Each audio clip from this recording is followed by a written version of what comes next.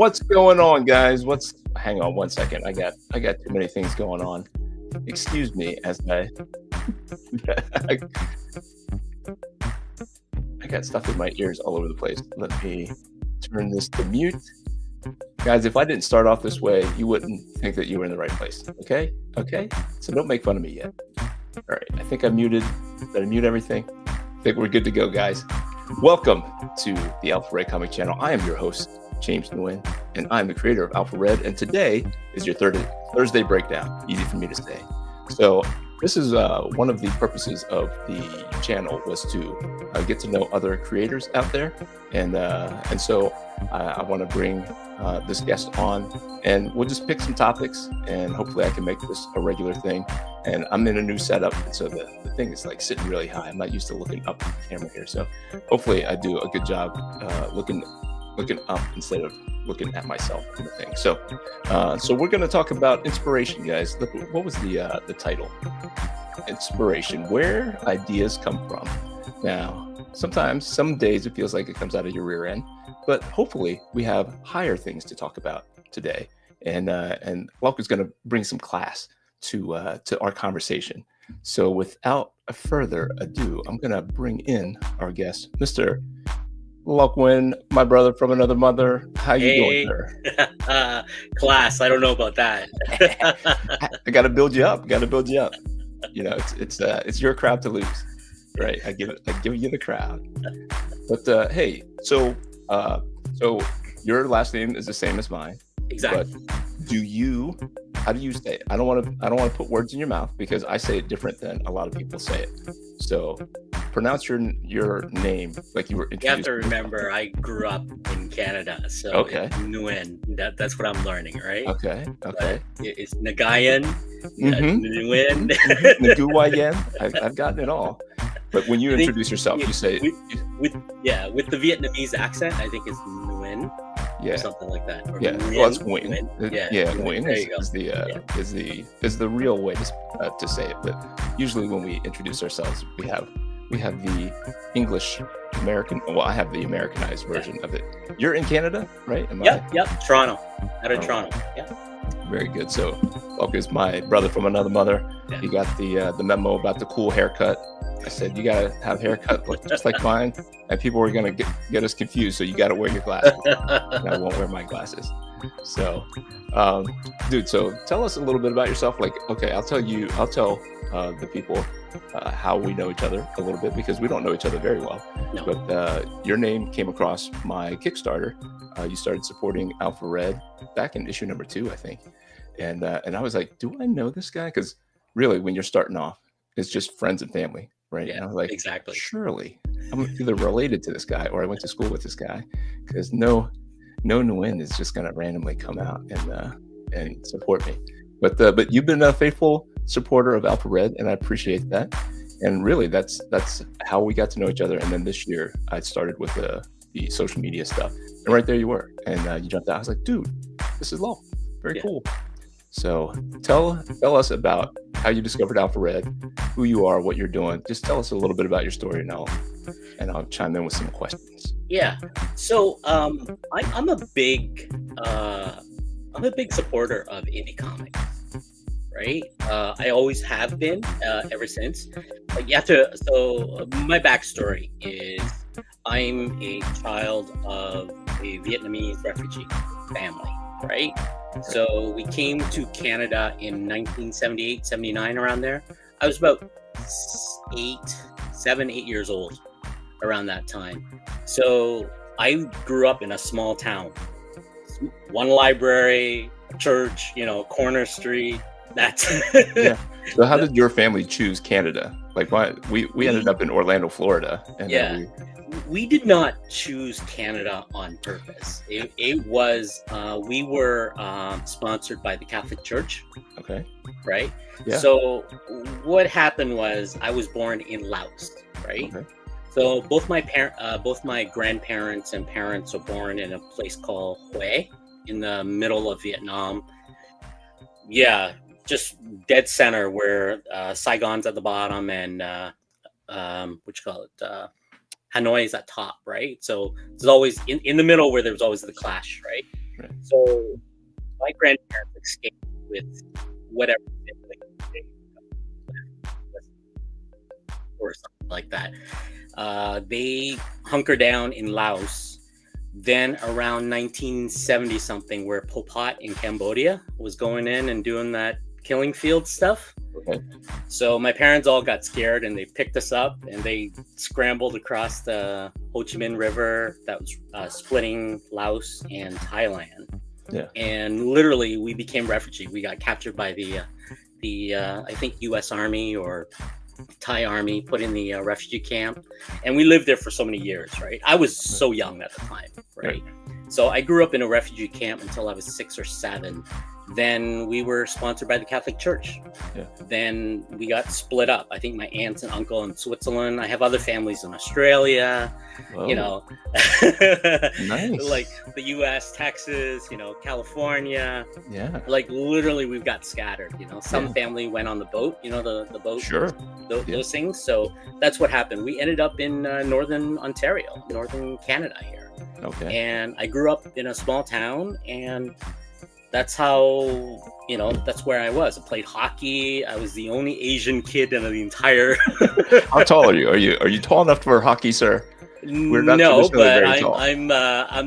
I was tall enough at the time to actually play junior hockey. Let's put it that way.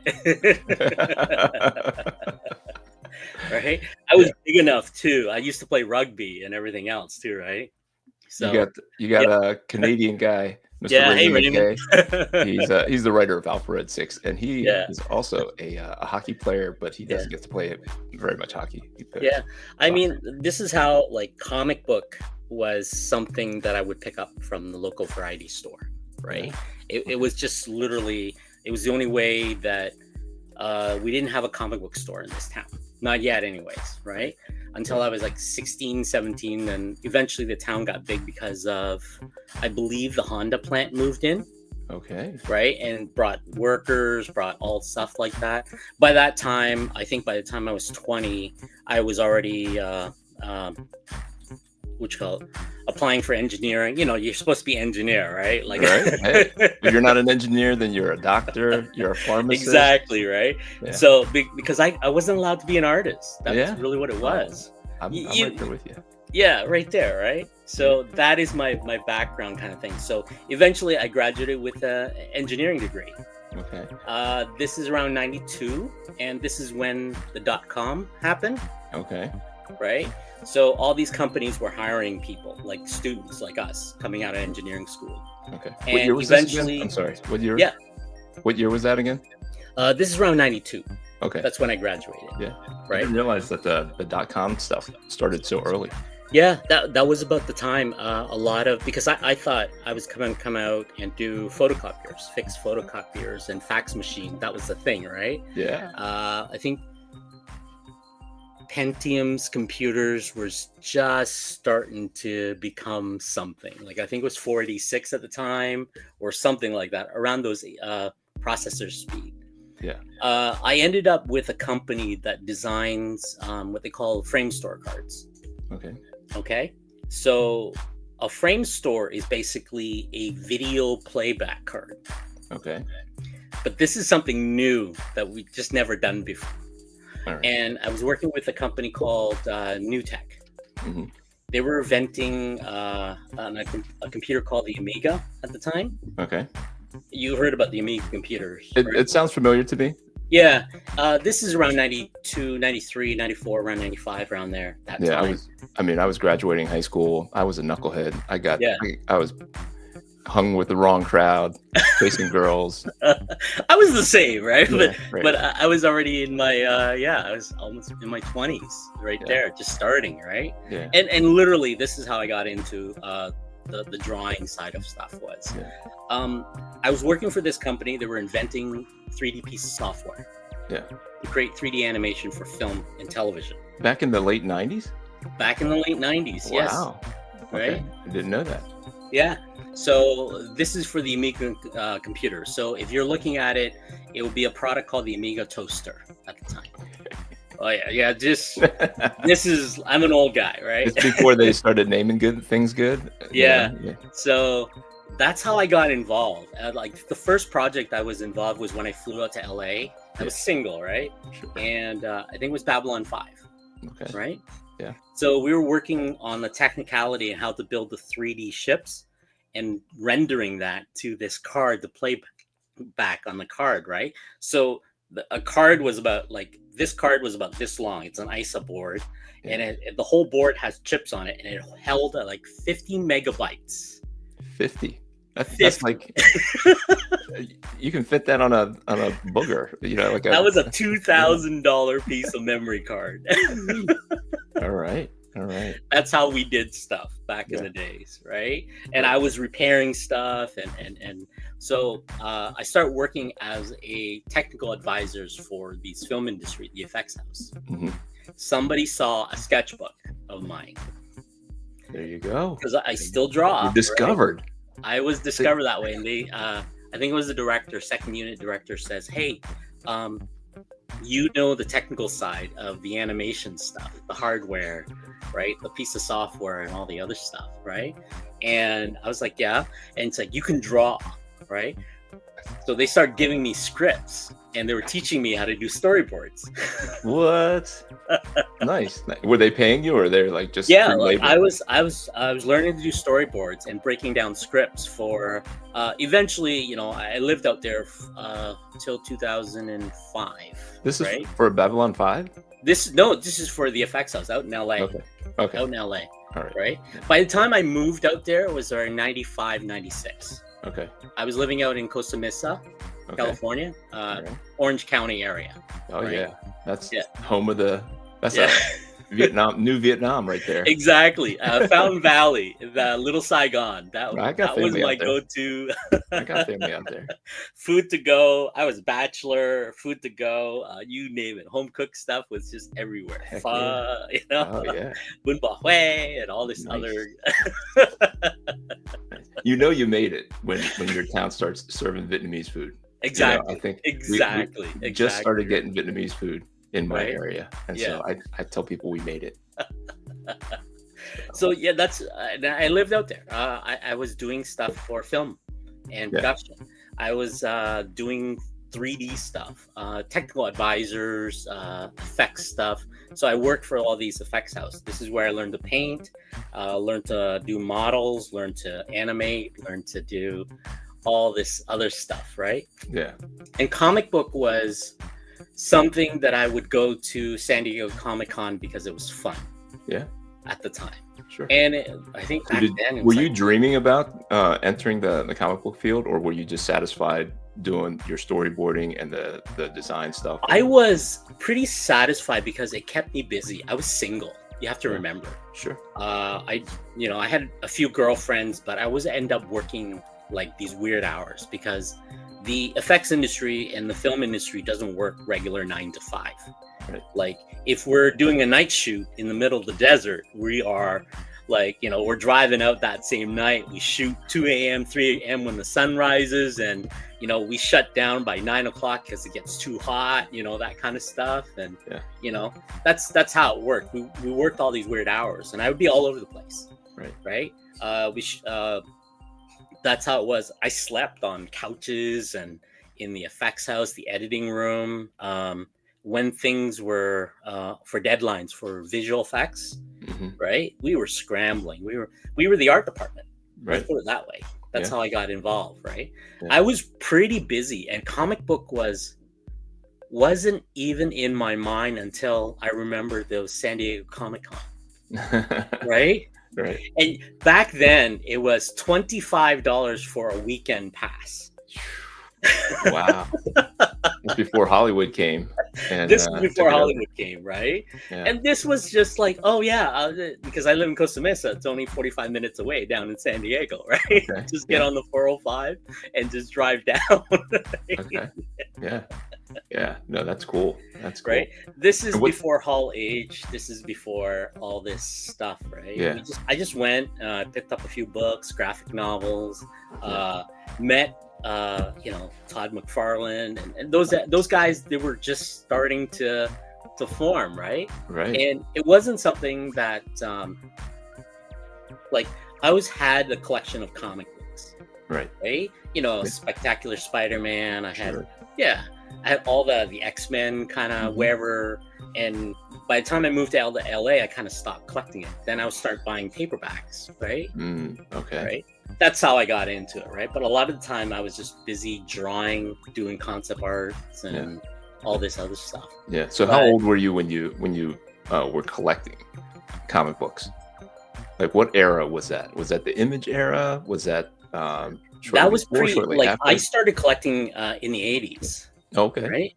In the 80s, I was collecting a lot of stuff like George Perez Ooh, stuff. okay. Yeah, like the Wonder Woman when they did the reboots. Sure. The most of the time around 89 till 95 or so, around that area. Yeah. That was I the started boom. like, yeah, I started doing all these like collection of books like the Secret Wars Hmm. and all this other stuff at the time, like Mike Zack's books and Right. what you call it, Jim Shooter, Chris Hmm. Claremont stuff. Right. You know what I mean? Sure. The whole extinction agenda, then Yeah. right, then Yeah. Barry Windsor Smith and all this other stuff. But yeah, I started doing a lot of that. But for So me, you it's weren't always at been the so at the time you weren't when you were collecting, you weren't really thinking that I can draw these comics. You were just no, you were that just was the whole reading. thing. I Yeah. never I never got into like I when I was 16, I wanted to draw for comics. And I remember submitting my portfolio to Marvel and DC, Yeah. right? It was just we mailed it in on 8.5 by sheet of paper that we did, like printer papers, right? We drew on that and would mail that in, and I would get rejection letters. But now, as somebody older, I was 16 at the time. I was like, darn it, I should have kept those rejection letters. They would have been great to have. I have a stack of rejection letters around here somewhere, and Yeah. it's a folder. Yeah, but I mean, I just want, like, this is from Marvel. This is when we had to handwrite everything, right? Yeah, yeah, for sure. No, I was doing the same thing. Right? I I'm trying. remember getting those. I was like, dang, I should have, because I wanted to, I would write letter to that Stanley soapbox kind of thing. Did you ever get printed? No. Okay. That's got to be special. Right? That's That would gotta be be nice if yeah, it was, but no. yeah, Those were the time where comic book for me was fun, right? yeah. It was something I did. It was just something, and I started getting into when I moved to Toronto to live on myself and start working. I found all these underground comics, Yeah. right? Yeah. And I didn't know there was like a whole era of like, the heavy metal magazines, the Epic magazine, the Frazetta fantasy magazines. These like underground comics that wasn't Marvel or DC. Yeah. Right? Because I grew up in a small town where Marvel and DC was in a poly bag, Sure. right? Oh, really? They were you would go to the variety store and you would buy Oh. these poly bags. And there'd for be like 3 or 4 or 5 of them in there. Exactly. I And you remember would those, never yeah. know what you would hit. Why don't they do that now? They could do that now. You I know? don't know. That'd be cool. It's just, those were, that was $1 at the time, Sure. right? Sure. $1 was a lot, right? Yeah. Yeah. For a kid. I think minimum wage was like $3.25 at the time, Yeah. right? Or something like that. Yeah. Right. But yeah, But I mean- that's how I got into it. Yeah. Right? That's what they're missing, I think. Yeah. I mean, we can get into why the comic industry feels like it's dying, but it's not as accessible as it used to be. You used to find them everywhere. Yeah. Yeah. Every store. Yeah. They were almost everywhere you can go to. Any variety store. They were on the shelves or the spinner racks. Yeah. That's what they were, right? So But- did you collect them? Did you switch from Marvel and DC like mainstream comics to these indie comics? Or, As I got older, yes, I Yeah. start finding vertical comics. Mhm. You know that? Remember the vertical? Yeah, I do. It's coming back. They Yeah. announced that it's coming back. Yeah, there was all these. Then I discovered like Frank Frazetta on the Savage Sword of Conan books. Yeah. Right. Joe Jusko. These are my influence. These guys that did the paintings. Yeah, I Joe love- Jusko. Just Yeah. to interrupt you a Yeah. second. He actually goes to the same comic book store as I do. I met him like 3 or 4 weeks ago, just Oh, no. randomly. Yeah. Oh, okay. I gotta come down. Yeah, right, I, right. I, Come on down. Come on I down. need to go in with them in the studio. I want to sit there. I want to mix paint. I want to, Super nice guy too. yeah, Super duper nice guy. I didn't right. mean to interrupt, but you Yeah. like the painters. Go ahead. Oh, I love the painters. I love the painters, Yeah. right? I have a whole shelf full of art books that I'm a big fan of art books, right? Yeah. Any art books, any anatomy books, any of that stuff I collect, right? Yeah. So yeah, So that's what the point of our discussion is, inspiration, right? yeah, So those kinds of things are what inspire you. yeah, These things that get you off the bench and onto the field. Like yeah, you want to be in the game yeah, when you're inspired. You can be a consumer. You were a consumer of comics early on, and you didn't want to jump in for whatever reason. And then at some point, something inspired you. yeah. So let's get to It was really what it was it was the comic book. That's what it was. I did not know these things existed, right? yeah, As a kid who was 6 years old trying to learn English, yeah, right? And comic book was the easiest form to actually learn to read, yeah, right? Because yeah. they would give you novels and books. And I remember going through, after I figured that out, I mean, I went through a whole series of like the Hardy Boys. Hmm. I like them. Oh, I hated reading. That's why I'm Right? Oh no. not comics. Oh, So I love reading, right? no, And I found horror books, yeah, right? These horror like Stephen King and all this okay, other stuff. I yeah. love storytelling. That's my thing, right? There you Because go. Okay, yeah, then that's where comics came in. And I tried drawing my own comics. I tried doing, I remember getting a couple gigs with some friends who wrote some comics. I drew panels and we printed it locally at a place downtown Toronto called Kitchen Sink Press, yeah. right? I Okay. forget how many copies we got. We would show up at Comic Cons at the time, and Mhm. they were in hotel lobbies. Remember, Yeah. Comic Cons Oh were yeah, just hotel lobbies, for right? sure. Yeah. I have a sketchbook somewhere. I'm trying to look, and I remember coming in, and there's this older gentleman, and he's got the big sunglasses, and he's sitting by himself. Right? Okay. He's got a little Marvel thing and a couple books, Mm-hmm. and I'm like, okay, I go and I talk to him, and he's like, Excelsior, I'm Stan Lee, right? And Nice. I'm a 16-year-old kid, and Yeah. I'm grinning from ear to ear. It's Stan Lee. Yeah. Nice. Nice. No, I've heard how low key comic shows used to be, Yeah, and stories about Stan Lee standing in front of the thing trying to whip everybody up into a yeah, frenzy and just kind of goofing off, and it's just a big goof fest. yeah. This was So downtown Toronto. This yeah. is like some third-rate hotel. It wasn't like the Hilton, Yeah. Amada nowadays. It was Yeah. just some Toronto motel that had a little dining area where they just sold comics, right? Yeah. Yeah. And I would go in and I would buy these indie books, Yeah. right? I had these books like anything indies. I was like, oh man, these guys are printing their own books. Yeah. They are, right? It inspired you, right? It's Yeah, where inspiration, you can picture it then. yeah, You feel like you can do it. yeah, exactly. And that's how I got into it. And I would meet up with other people there, and we would like sit in the lounge, and somebody would come up, oh, I got a script for a dragon fantasy thing, and it's like, oh, I can draw. Let me draw that, right? Yeah. And they would write the stuff, and we're trying to figure out how to draw, and it was Yeah. just all this amazing stuff that was. Yeah.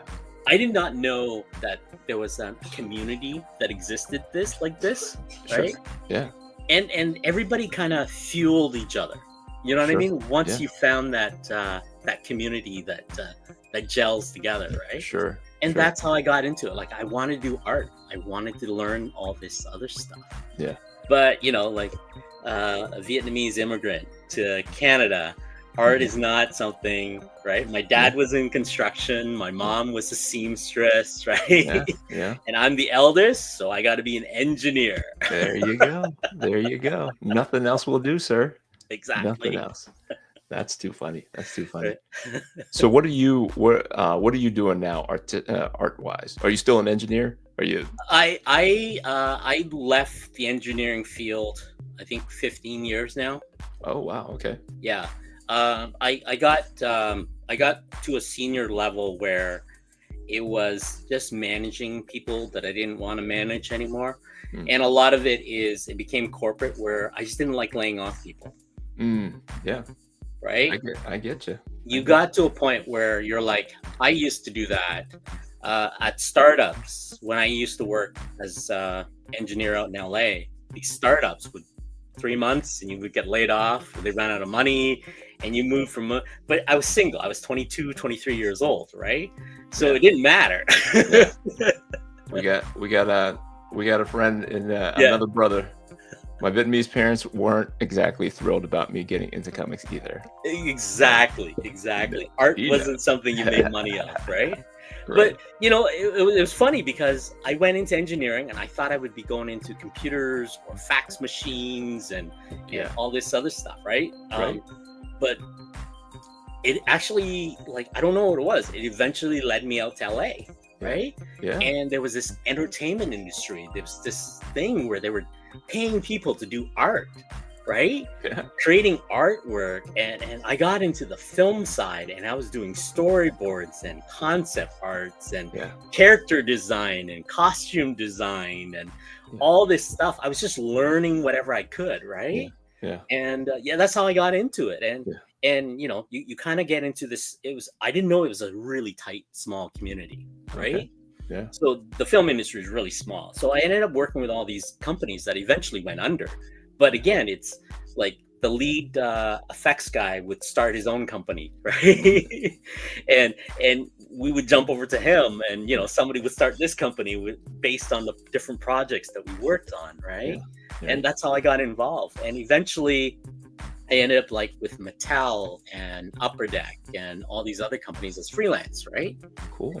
And I got into designing stuff for toy lines and character development, but we weren't classified as that title at the time. You have to remember, the titles weren't really formed until 2000 and something. We were just the art department guys, right? We would do pitches for like MGA games. They would do like Alien Racers or something like that. They would give us concepts of like, we have cars that race that are in space. It has to do with sci-fi, and you got to come up with all the characters. And I had to learn how to do toy designs and models and casting and all this other stuff to come up with a pitch, right? Yeah, no, that sounds awesome though. Did you know how to do that? Was it No, it was something that we kind of learned as we went along. It was we talked to somebody, we'd get somebody who's an expert. You have to remember, this wasn't something like you would pick up on YouTube. Right. There's no internet. There's no YouTube. There was no 3D printing, right? There was like, we grabbed clay, right? Oh, true. We were carving styrofoams, we were making masks, we were, learning to use chemicals and stuff that would corrode it. Nowadays, I was like, that's not safe. That's why I'm like this now. Yeah, I was gonna say. I'm kidding. But then just that. Then eventually, as I moved back to Toronto, because around 2004, the economy in the U.S. was starting to, trying to tank and stuff. But I also got married too, right? Had kids, and then I was like, okay.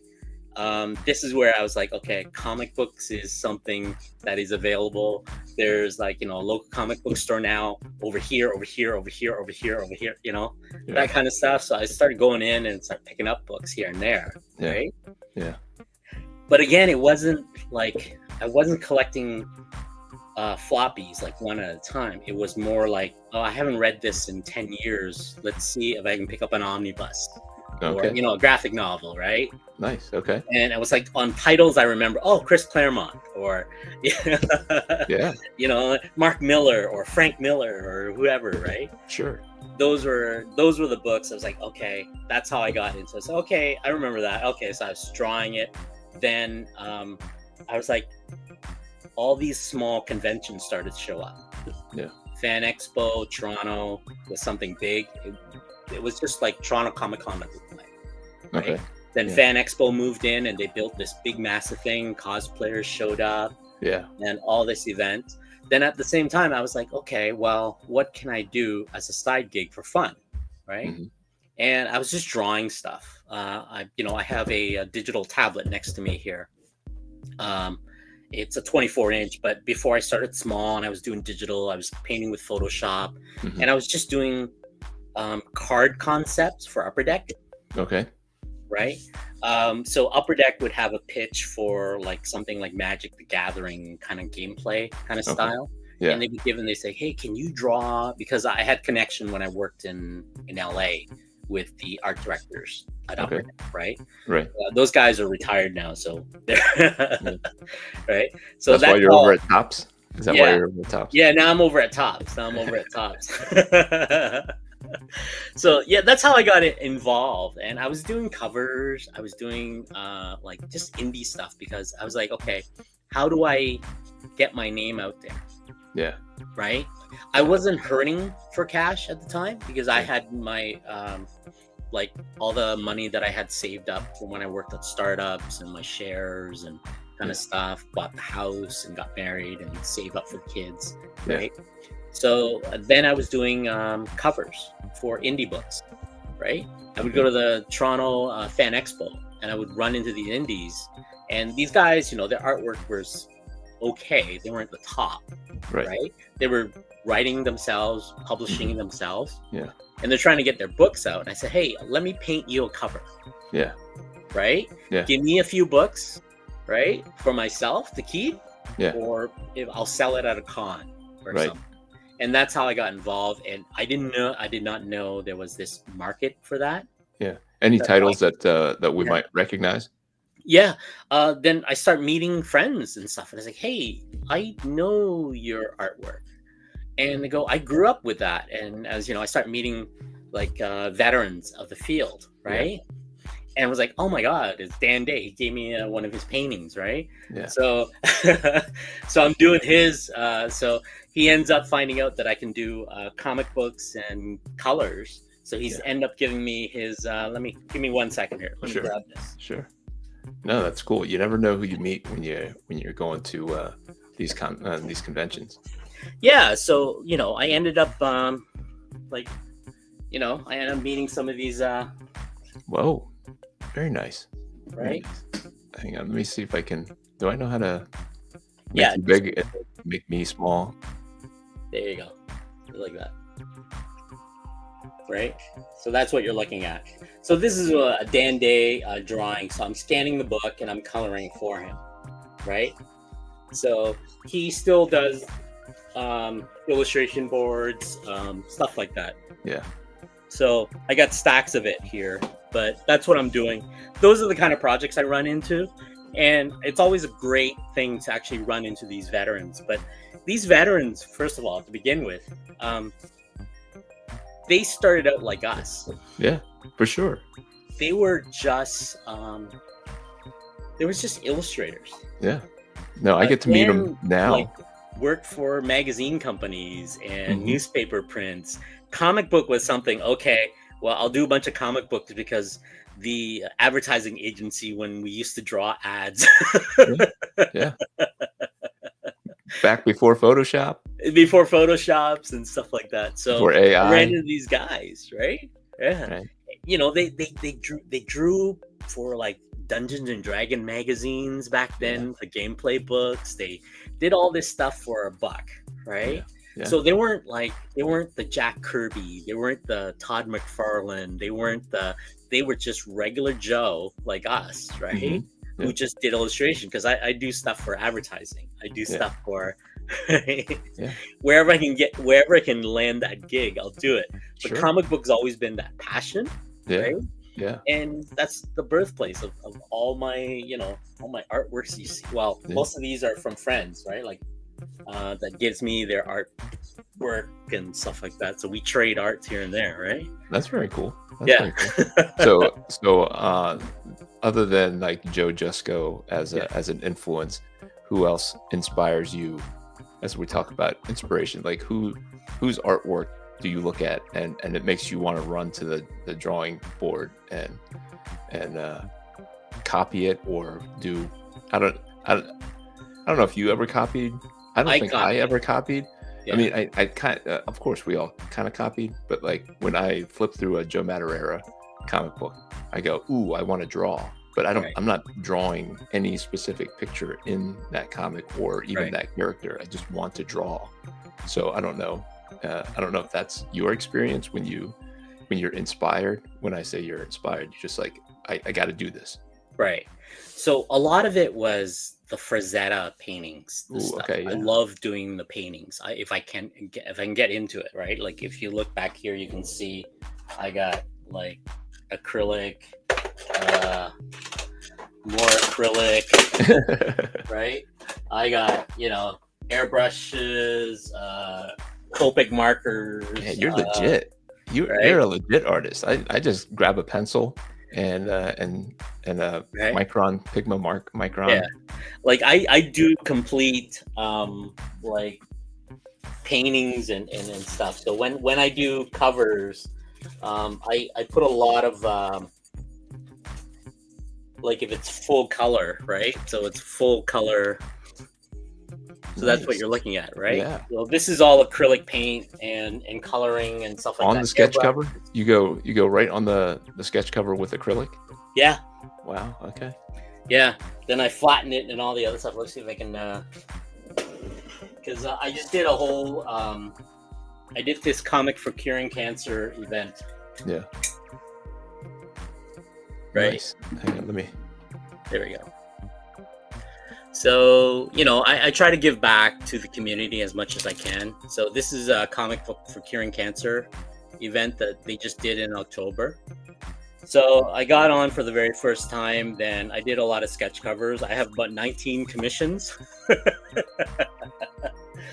So the commissions I'm trying to catch up to. I did the most sale for that night. I think I went a little overboard. So you're looking at something like, here's a commission piece. So that's what, oops, there we go. I'm trying to remember. So that's what you're looking at, right? So that's full acrylic, right? And Copic and the whole bit. So you can actually see on the back where I use the Copic, right, to the cover, that kind of stuff, right? So it's an interesting, somebody would, this is normally my commission's around about $200 to $300, right? So this is full on acrylic and airbrush and other mediums, right? So then I spray it with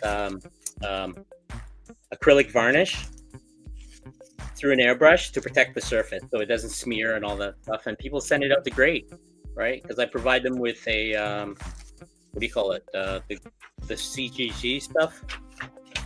So you get the grading certificate, right? So that's what I did for the Comic for Curing Cancer event. So I'm still catching up. I got about 5 more commissions to finish. Then I send them all out at once, and the organizers will split them up and send them out across the States and Australia and UK and all these other places. Yeah. Right? So they went to that one site and they were bidding on it, or so the comic book community, like your channel and other stuff, every year they would get together and they would donate slabs and like graded books, commissions from different artists, original artwork, whatever they do. And the money, the way it works is it's for the American Cancer Society. okay. Right? Yeah. So each show would run for, I don't know how many hours, right? They would run live shows like this on StreamYard, on Restream, on all this other stuff. Yeah. And through the chat, they would put in bids, right? Yeah. That's how it works. So the way it works is, I put my commission up and I said, look, I'll start my commission for one side for $50. And if you bid over 100, I'll do both sides, wrap around, right? Yeah. And people were bidding for both sides. And the way it works is if you win the bid, right, it's usually about $150, $200. You would go directly to the American Society with the link they gave. You would donate that amount, send the proof to the organizer, and they go, okay, then I do a drawing, right? Wow. Then I don't get anything of it. This is all my own material, all my own time. Yeah. and I would ship that. They'll pay me back for the shipping directly to the organizer, Okay. with everything all sorted, like everything all organized. So this package go to this person, this package go to this person. They gave me an Excel spreadsheet with everybody who purchased. Well, that's cool, man. That's awesome. That's awesome. Right? And those are quite the sketch covers there. Yeah, yeah. It's quite time consuming for For sure. For Right. sure. But yeah, that's how I got into it. Like a lot of my my inspiration is from everyday things. Like Yeah. I'm always watching stuff. The community itself is what feeds me, Yeah. right? That's how I discover a lot of the Kickstarter when Kickstarter launched, right? Right. Comic book wasn't on the list when Kickstarter launched. Mm. Okay. It always started with Kickstarter with like products of some sort. Yeah. Backpacks, 3D printers, Yeah. products, right? Right. Right. That's Right. how Kickstarter launched, right? Yeah. We're raising fund for that. Hmm. Then eventually I start seeing comic books showing up. Yeah. So Right. you were already a fan of Kickstarter just as a product, just as Yeah. an independent creating platform for Yeah. supporting independent-minded Yeah. entrepreneurs and things. And that was it. Then eventually, I was a super backer or something like that, right? Okay. And a lot of the time it was just indie comics. Yeah. And I wanted more of that because, Marvel and DC was like, how many, like, they're great and all, but, how many times does the X-Men have to fight Magneto? Right? More. Right? Every year, once a year. Every year, right? And reboots, and then all of a sudden the what you call it, the multiverse showed up, Oh, and it was boy. just like, oh, come on. Yeah. So, are you working on anything yourself, like an idea, an IP yourself? Like, how do you avoid those tropes? I'm creating Alpha Red. Like, how do I not fall into those things? When you I start don't think running out of it? there is a lot of like I have story ideas that I want to work on, Mhm. but I kind of like helping out somebody else's because for myself, I look up to you more than anything else because you got it done, Yeah. right? Literally, you got it done, Yeah. right? It's really tough to get that done. It But my it is. story has always been the what you call it, the tropes of a hero's journey, Yeah. right? I Mhm. don't have anything that is beyond what I needed to tell. It's always the one shot that I do. Yeah. I like doing anthologies because anthologies, um, it's the way I kind of worked in industry, right? I was in the entertainment industry, Right. so I was a concept artist. I worked for different studios. Right. So if I work for Mattel, I have to draw like Mattel. Okay. If I work for Disney, I got to draw like Disney. Okay. If I worked for this effects house, I got to draw like the lead effects artist. I have to draw. I was always been the word copier Okay. of a style because if you want to work commercially, you can't, like, if you go to Disney and you draw in your own style, you'll never get hired. Yeah. Right? Unless you're the lead project manager, the lead, right? Yeah. Because that's something like I tell a lot of the young artists out there who wants to get into. First thing is they go, I want to draw my own comics. I want to get in the comic industry. I tell them no. You can't afford it. Right? I just say no. It's one of those things where, comic book, you're not there to be rich. Yeah. I wish it was the case. Yeah. but I mean, it's there's rare, right? it's very, very rare. I It's think. very rare. Yeah. Right? No, I mean, I'm looking at. So I stopped in at my comic book store today, and they had nothing for me because I don't know what comics you're picking up, but but I only pick up a handful of stuff: GI Joe, Transformers, the Skybound stuff, just a handful of Absolute Batman. Absolute Batman #2. Yeah, I picked that up too. Yeah, but I did get something because I support indie comics, and so I got this in the mail Oh, today, nice. Horseman. And so like the Rippaverse, right? He's Right. making $1 million, with every book. So Right. it can happen, but he's finding a new way to make that happen. Yeah. And for It's rare though. That's yeah, the thing. yeah, It's very, very rare, right? you and I wish me, it wasn't the case, right? sure, yeah, Like Dan Day's season is 60, 68, 69, almost 70 now, okay, right? yeah, He smokes like a chimney and the whole bit, right? So all his artboard smells like cigarettes. So, um, and he draws like panels like every day he comes up with a story and he draws and he writes it, right? And he goes, "Hey, Loc, finish coloring that. I got more for you." And I'm like, dude,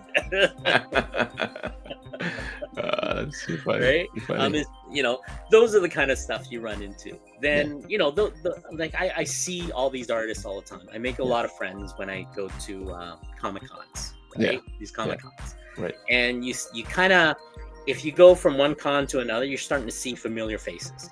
yeah, You know all the vendors, sure, all the hmm, all the artists and stuff. You become friends and you sure, start chatting on Instagram and yeah, the whole bit. hmm, Then that kind of like everybody needs to fuel each other, yeah, because without that, because us artists, we sit in, like, I'm in the basement, yeah. you're in the Attic, right? I'm in the attic. Yeah, Exactly.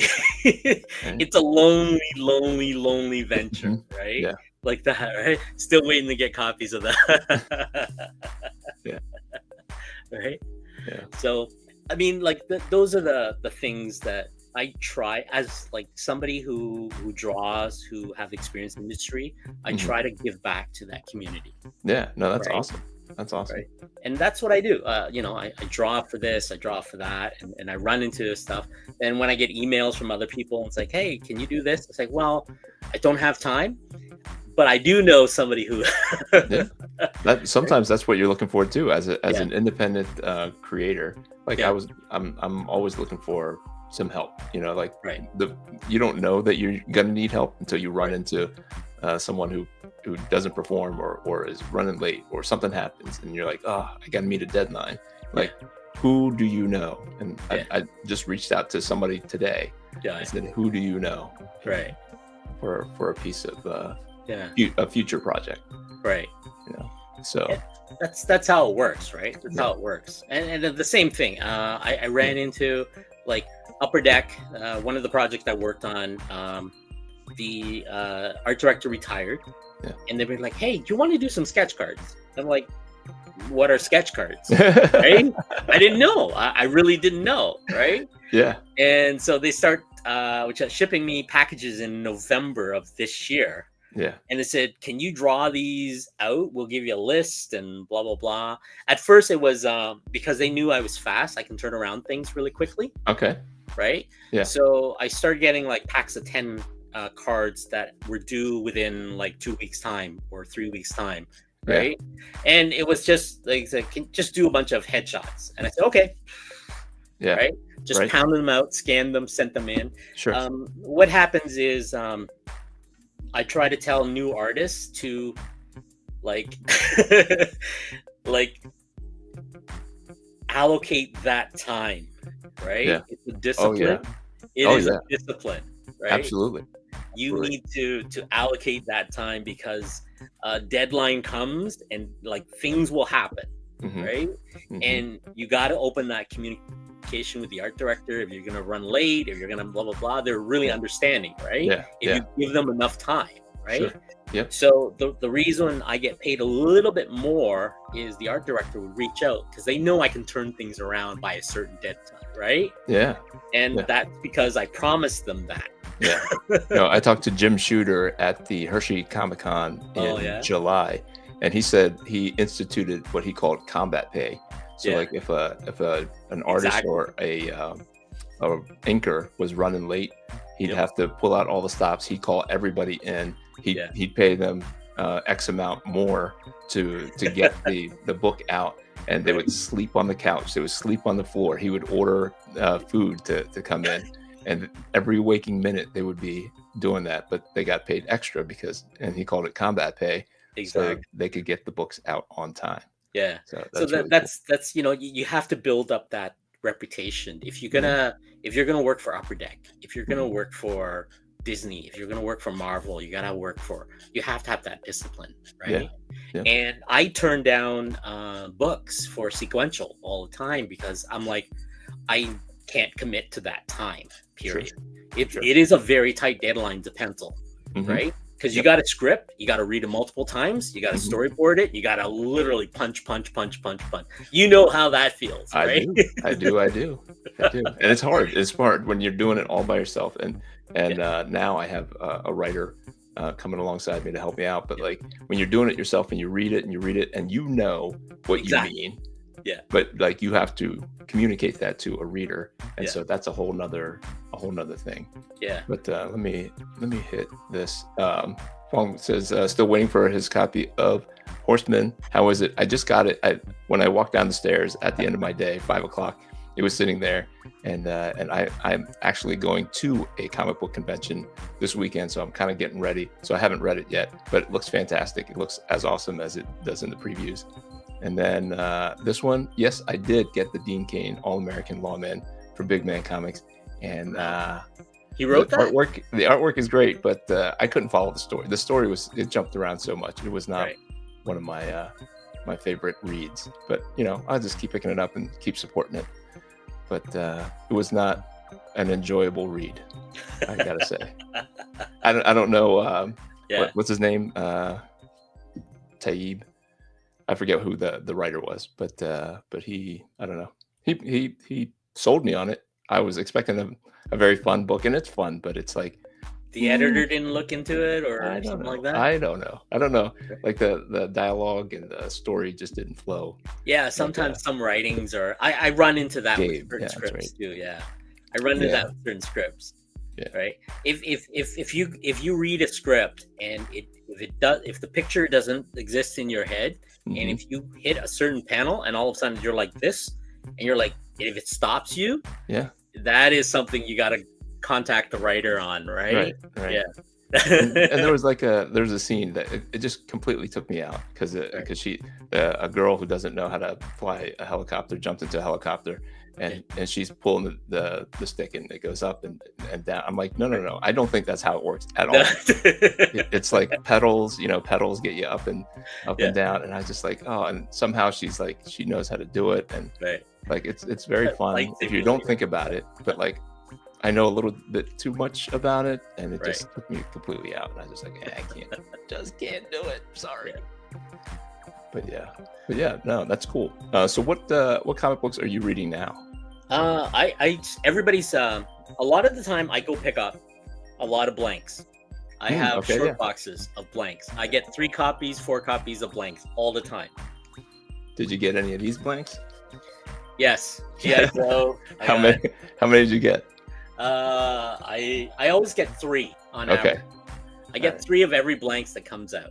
Right. Okay. So I go to Preview World and I do a search and I type in blanks. Okay. Right? Like previewworld.com. Then I copy all the URL, the blanks I want to my LCS. Okay. Right? And I said, order me these, a quantity of 3, 2, 1, whatever the amount is. Right. Sure. And I always look for the odd books, right? Besides just the Marvel, because I know the Marvels will sell. Yeah, okay. Absolute Batman, I picked up 6 copies. Okay. Absolute Superman, another 6 copy. Then I picked up 3. I was supposed to get 3 copies of the Noir book of Absolute Black Man, the black covers. Yeah. But my LCS only brought in 1, so I emailed them back. Hey, what's happening? So do you get are these like guaranteed sales that you go out, or you just kind of have them for people who ask you for commissions and things? Usually what happened was I usually bring them along at cons and I do quick sketch for $50-$60. Okay. Yeah. Right? They're usually quick sketches, pen, ink, or whatever. If they need full-on stuff, they take longer, right? That price goes up. If it's full wraparound, I'm looking at about $300 or so. Yeah, the acrylic stuff looks fantastic. Yeah, so those one takes time. They take more than 8 hours or something because I planned everything. Like when I'm doing a cover, right? So it's a lot of rendering, right? So I start rendering the elements, and you can see the amount of so I start doing the textures of the characters and stuff like that, right? So I start like slowly start rendering stuff with my ink, right?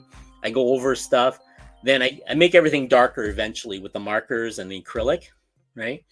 Then I plan to probably mask the the cape and use an airbrush for that, for a lot of the stuff. Then I got to do the backgrounds for the city and everything else too, right? So they take time for those pieces, right?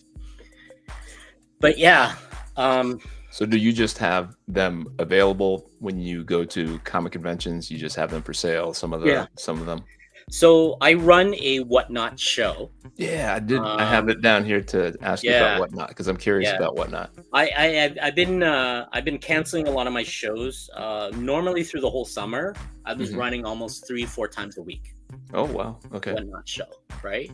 I break things down to theme based, right? Okay. So some nights it's just Batman villains.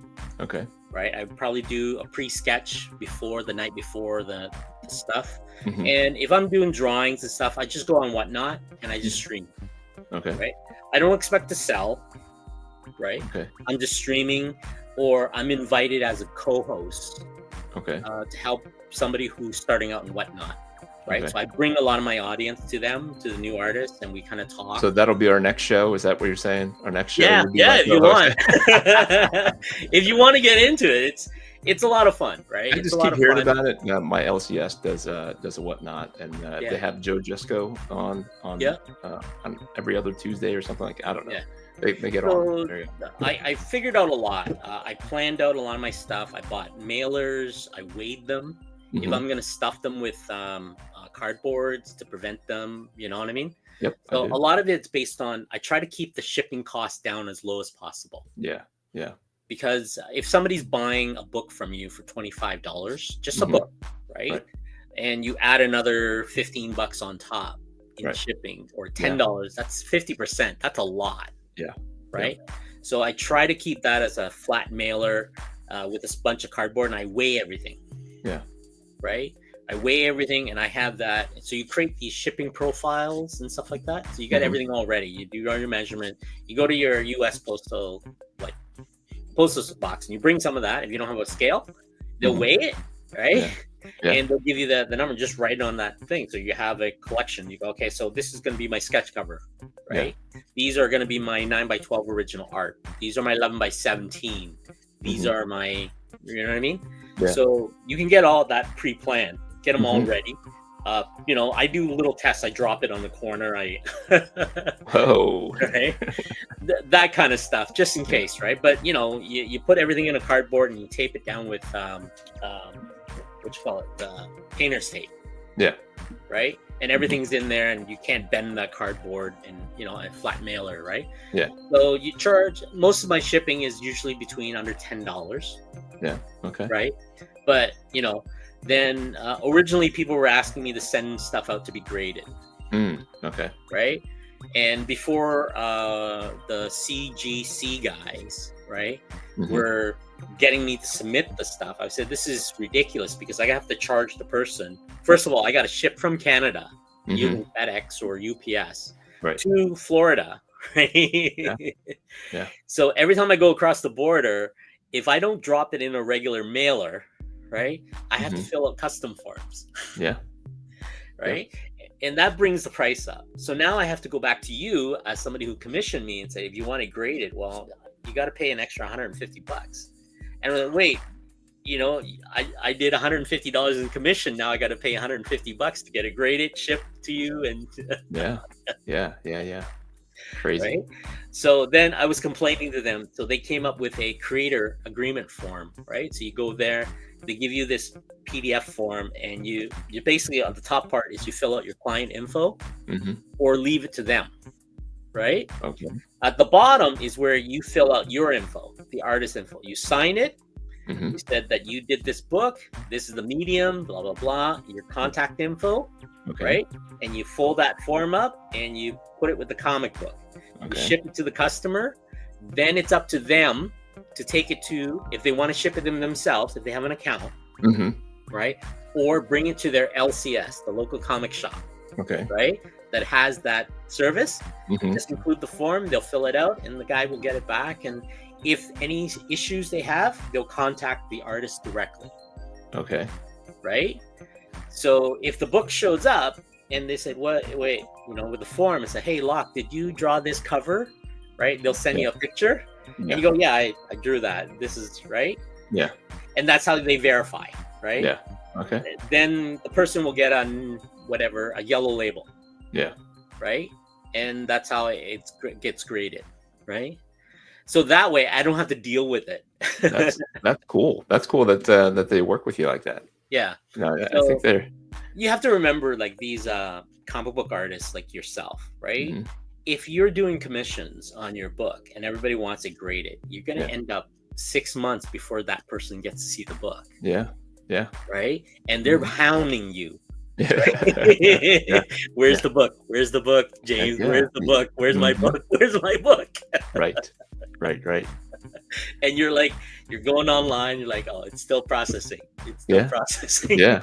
So you leave it up to them. You say, "Hey, Right. I'm shipping it to you, and you can ship it." No, Yeah. That's awesome. That's And good. then that's it, right? If they want to expedite it, they pay the extra fee. Right. Right. So that's something they start doing nowadays, which is kind of like fantastic. Yeah. Right. So, yeah.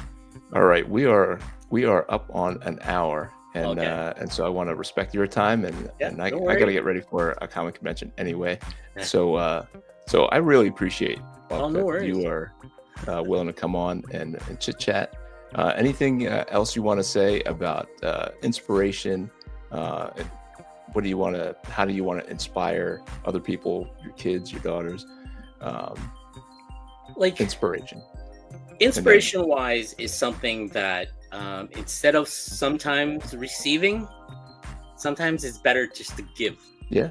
Yep. Right. That, It's nice to encourage because that Mhm. actually comes back to you. absolutely. Right. 100%. So it's one of those things, instead of trying to wait for somebody to inspire you or whatever the stuff is, you can actually go out and do stuff. Yeah. And just, like, for me, a sketchbook is always something that I carry around no matter what it is, because Mhm. just walking around and you're just thinking about something or not thinking at all, an idea will come up. Yeah. Right. That is that spark that you get. Right. Mhm.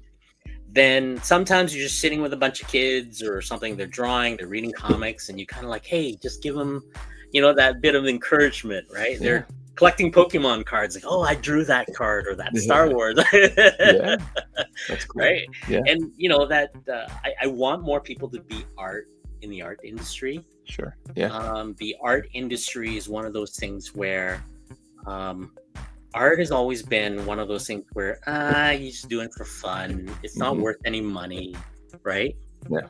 But if you look around, art is what built the technology today. If it weren't for a designer like what's his name, Steve Jobs, Yeah. what's the Apple designer? I'm trying to remember. Yeah. It's also Steve Wozniak. Yeah. Yeah. Steve Wozniak was the designer. Was the one that designed stuff for the Mac and all that stuff, right? I guess I don't know. I thought it was just the two of them. Two British Steves. guy. I'm trying to remember. Yeah, he was the one that came up with all the design for the stuff. Steve gets him to run the design part of his industry. So these people, right? Google has designers, UX designers for their stuff. Why, when you pick up your phone and how you do stuff is done through design. So it's always not always noticed, but it's always there. Beauties and design, beauties and stuff, right? So that's always around us. So that's something I always say, like, you know what? Look around. There's always stuff that's inspire. Draw, right? And encourage other people to draw, because hopefully by the time our kids and our grandkids going into comics is like, a $70,000, $80,000 salary, not a not a $60 a page. Yeah. Hopefully, right? Like that. Yeah. All right. So, I'm gonna show your social media stuff here. This is Facebook. This is Facebook. What else are you on? You are also on YouTube. Go to my art station there if you want to see some of the stuff. There you go. There's the art station. So I have and he also has nope. No, That's not Instagram. that's our message. There's yours. Don't you love when you do that? Come Yeah. on. I'm a pro. I'm a pro. Right? Don't worry Yeah. about me. But yeah. Anything else you want to say? Anything else before we go? Anything you're promoting right now? I'm not really promoting a lot of the stuff. I try to promote, go to a lot of the comic book communities out there could use a lot of help, right? A lot of indies out there, they got some fantastic stories that, Yep. I encourage everybody to like even hit up the Alpha Red Comics, right? It's a Yeah. great read, artwork's fantastic, back these people up, right?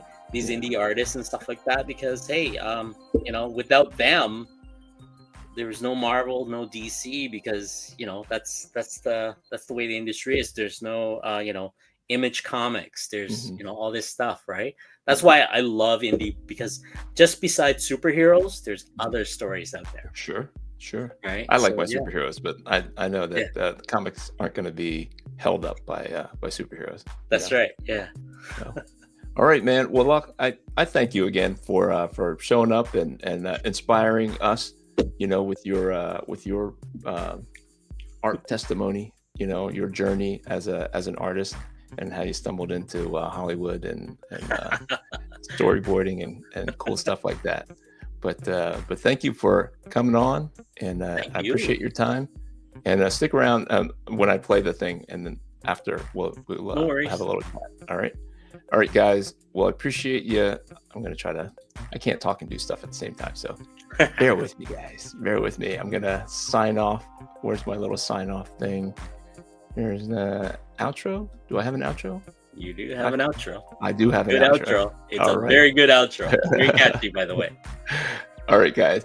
Thank you for joining us, and we'll see you maybe not on Sunday. I do want to plug my appearance at the Mannheim Comic Convention this Saturday and Sunday in Mannheim, PA. So if you're in the central Pennsylvania area, that's between Harrisburg and Lancaster, is where Mannheim is, and it's a 2-day show. 2-day. I'm looking at the wrong camera. I got two cameras here.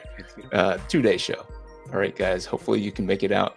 I'll be on a live on Instagram for the JJL Collectibles live stream at 8 tomorrow night.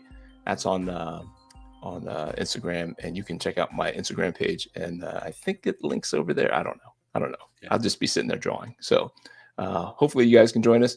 And until next time. Oh wait, Grace? Happy Thanksgiving, guys. Happy Thanksgiving. Very That's good. great. Very good. For next Happy week, Thanksgiving. yeah. Thanksgiving up in Canada? Same day? That was already in October. So Oh man, look at you. I'm just guys. waiting for Black Friday. I just remember Black Friday. All right, grace and peace. We're out.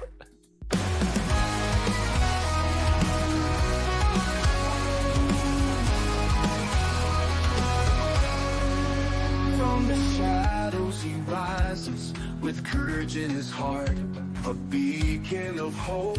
He's ready to start with faith as his armor and a fire in his soul. Alpha Red stands tall, fulfilling his role. Alpha Red, the hero we need. With the power of faith, he'll always succeed. Fighting darkness, he'll never dread. For the world is safe with Alpha Red. Red. In a world full of chaos, where evil may lurk, he fights for the righteous, his mission and work.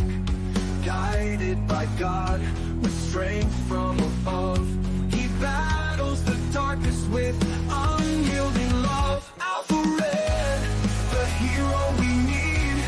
With the power of faith, he'll always succeed. Fighting darkness, he'll never dread. For the world is safe with Alpha Red. Alpha Red.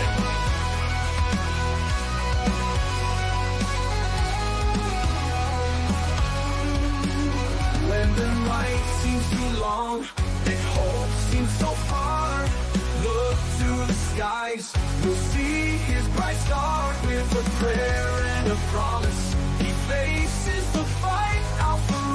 shines through, the beacon of light. Alpha Red, the hero we need. With the power of faith, he'll always succeed. Fighting darkness, he'll never dread. For the world is safe with Alpha Red. So stand tall with courage, let your faith lead the way. With Alpha Red beside us, we'll see a brighter day. For evil may tremble, but never forget, the world is protected by our hero, Alpha Red. Alpha Red.